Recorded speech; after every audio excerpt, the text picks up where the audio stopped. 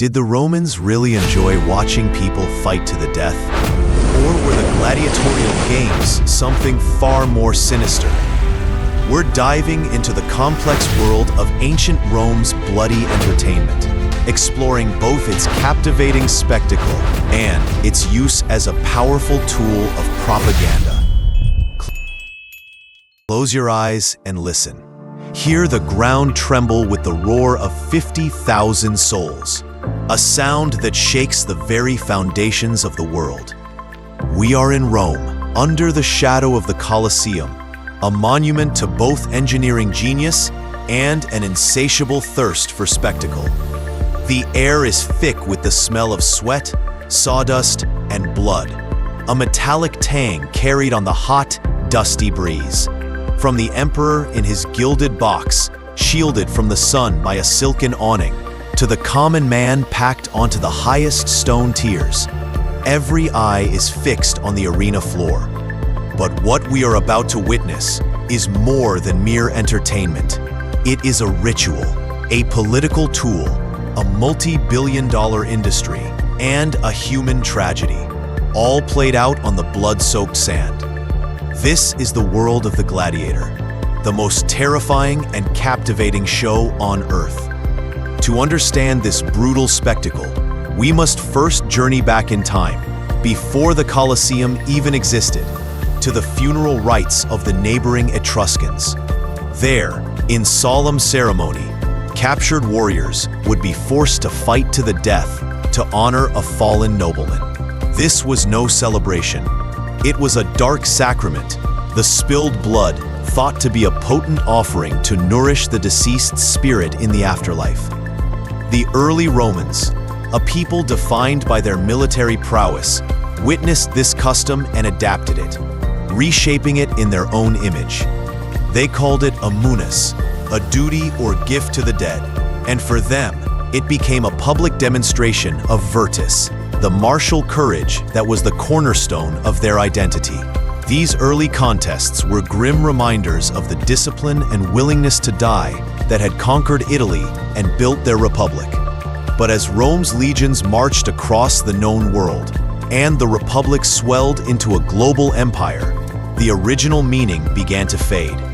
The sacred rite, slowly, inexorably, morphed into a magnificent, horrifying show. What began as a solemn duty for a dozen men at a nobleman's funeral was amplified by ambitious politicians like Julius Caesar, who staged games with hundreds of gladiators to win public favor. The funeral game became the people's game, a staple of public life and the most potent addiction the world had ever known. The power of this addiction was rooted in its deadly diversity, a lethal ballet of specialized combatants. These were not simply brutes hacking at each other. They were highly trained professionals, each a master of a specific and visually distinct martial art, their pairings meticulously crafted for maximum drama. Imagine the heavily armored Murmillo, his fish-crested helmet, or Gallia, obscuring his face, advancing behind his towering rectangular shield, like a human tank, his short, stabbing gladius a deadly piston of steel.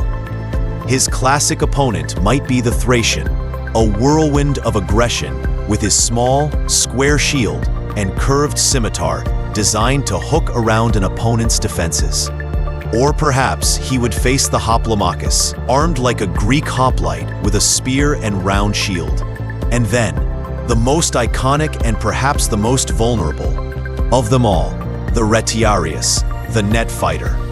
Armed only with a weighted net, a long trident, and a dagger, he was the embodiment of speed and cunning against the raw power of his fully armored adversary, the Secutor, or pursuer, whose sleek, featureless helmet was designed to evade the net. This was not random violence. It was a carefully curated chess match of flesh and steel. The crowd would roar for their favorites, debating the merits of a Secutor's relentless pressure versus a Retiarius's agile evasion. Each pairing was a question, a strategic problem to be solved with skill, strength, and ultimately with blood. This spectacle was the engine of a vast and complex economy. The gladiators themselves, most often slaves, prisoners of war, or condemned criminals, stood at the bottom of this structure, their lives forfeit, their bodies a commodity. Yet paradoxically, the arena offered a twisted form of social mobility. A successful gladiator could become a superstar, his image scratched onto walls, his name whispered in the villas of the elite. He could earn substantial prize money, and in a few rare cases, he could win his freedom, symbolized by the rudius, a wooden sword that marked his retirement and liberty. Driving this industry were the trainers, known as lanistae, who ran the gladiatorial schools, or ludi. They were often seen as little better than pimps, yet they became wealthy, powerful entrepreneurs, turning raw recruits into killing machines. And above all, the state itself and the powerful men who ran it profited most. The games were a crucial distraction, a release valve for the restless, often unemployed Roman mob. The poet Juvenal famously sneered that the Roman people, who once commanded armies and ran an empire, now cared only for two things: panem et circenses, bread and circuses. The free grain dole fed their bellies, and the games fed their hunger for spectacle, a two-pronged strategy of social control that kept the masses docile. But the games were never just about keeping the people fed and entertained. They were the ultimate stage for political theater. An emperor or a powerful senator sponsoring the games was not just being generous. He was performing his power for all to see. The scale and lavishness of the munera were a direct reflection of his wealth and influence. When an emperor like Trajan celebrated his conquest of Dacia with over 120 days of games, featuring 10,000 gladiators and 11,000 slain animals, he wasn't just throwing a party. He was demonstrating the sheer, inexhaustible might of the Roman Empire, its ability to command life and death on an industrial scale. The procession, or pompa, that began the day was a spectacle in itself, with musicians, priests, and the gladiators parading in their magnificent armor, a living advertisement for the sponsor's power. The day's climax, however, was the act of the editor, the sponsor, deciding a defeated gladiator's fate. With the crowd screaming, he would read their mood, and with a turn of the thumb, he would grant life or decree death. In that moment, he was casting himself as a god, holding the fate of a mortal in his hand for all to see. This political power was often wielded with surgical precision to manipulate the narrative of the empire. The games could be used to shape public opinion with a savagery that is unthinkable today. A gladiator representing a conquered tribe might be pitted against a Roman-styled fighter in a clear allegory of imperial dominance. Political rivals of the emperor could be subtly discredited, their sponsored fighters mysteriously failing, or they could be disposed of more directly. The midday break, often reserved for public executions, became a form of macabre theater. Criminals were not simply killed, they were subjected to damnatio ad bestias, condemnation to the beasts, or forced to reenact scenes from mythology that ended in a gruesome death. A man dressed as Icarus, thrown from a height, or another as Orpheus being torn apart by bears. This wasn't just punishment, it was a terrifying lesson in imperial justice, broadcast to the masses. The arena became a narrative space where the emperor controlled the story. A gladiator's victory was the emperor's victory. A gladiator's defeat was a lesson to his enemies. The sand of the Colosseum was a page on which the official history of power was written again and again in blood. Behind this grand political theater lay the grim human cost. Life in a ludus was a relentless cycle of brutal training and mortal fear. The diet was Spartan but calculated, high in carbohydrates to build a layer of fat that would protect muscles and nerves from superficial cuts.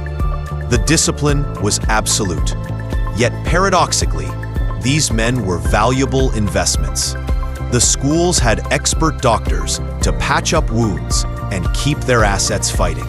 To view these individuals as mere victims is to miss a crucial part of their story.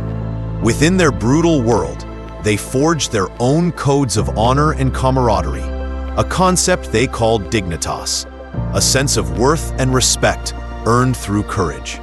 Funerary monuments they commissioned for each other speak of friendship and grief for fallen comrades.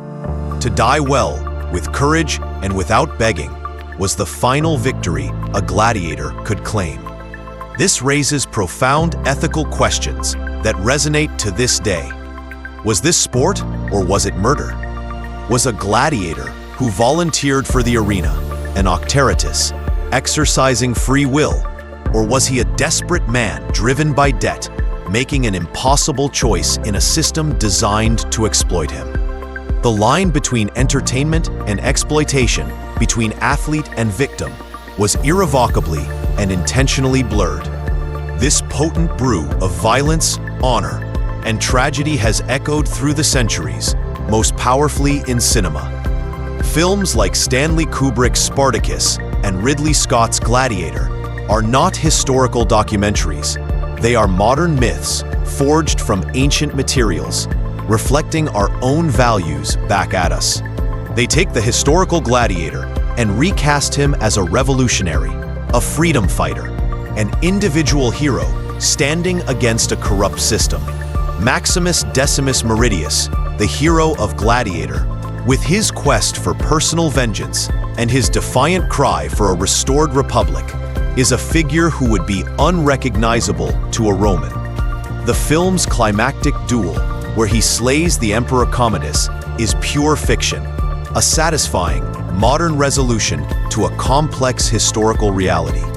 These films often take liberties with armor, tactics, and events, but their power lies not in their accuracy, but in their ability to tap into the enduring archetype of the gladiator.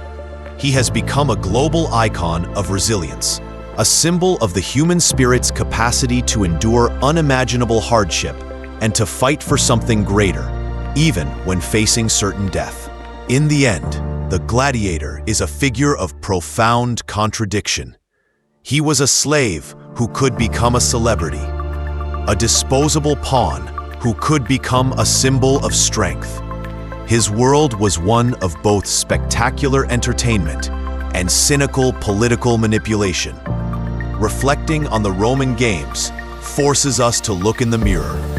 We may have replaced the Colosseum with football stadiums, boxing rings, and the digital arenas of violent video games and brutal online discourse. But has our fundamental fascination with spectacle truly changed? We still hero-worship athletes, turning them into commercial brands.